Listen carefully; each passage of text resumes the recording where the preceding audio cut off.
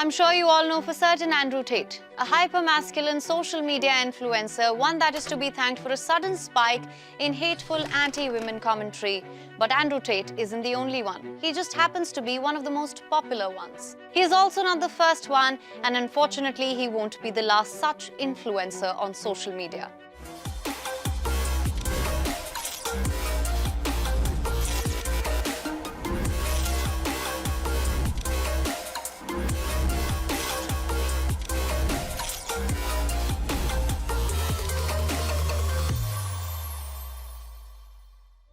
On social media, many problematic personalities have been elevated to the status of influencers. It has fostered many toxic subcultures, and one of them happens to be the Manosphere.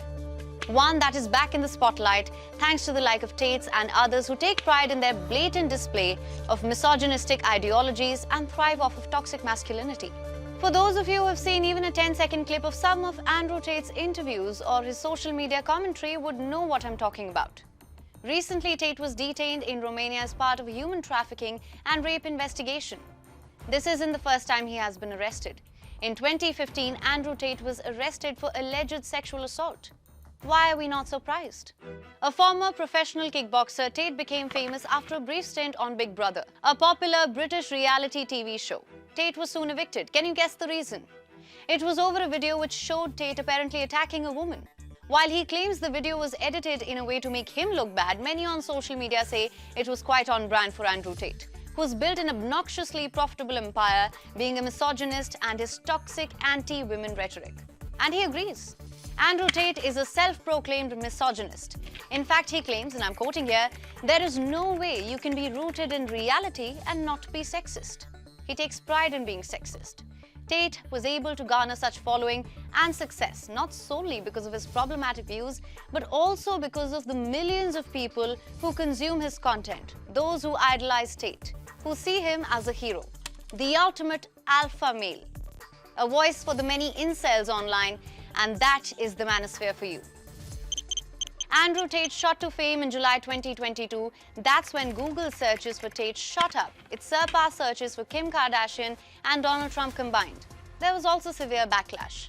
But it's almost as though that pushed Tate to produce more toxic content in higher volumes.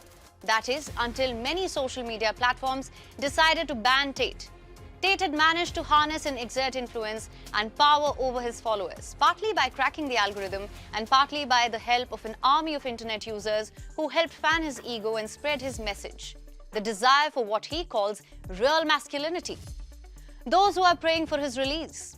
His recent face-off with climate activist Greta Thunberg is just another example of this.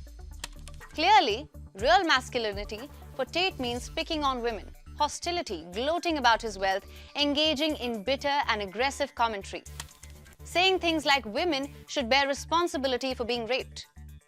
We all know who got the last laugh in that bitter spat. I'm not here to tell you whom to follow or what sort of content you should consume, but Tate's rise on social media has highlighted the rampant, toxic and misogynistic rhetoric on social media. Once again, he isn't the only one. He just happens to be a famous social media influencer. New social media personality, but the same old, tired and sexist ideologies.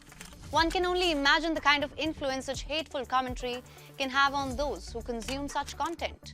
On the younger, impressionable audience, this isn't a lesson on misogyny, but a note to highlight the kind of influence they wield and how they contribute to the toxicity, pro-sexual violence sentiments, promoting ideas that men are supposed to adopt a stoic demeanor, that men don't cry, not acknowledging that men too are victims of patriarchy and toxic gender norms.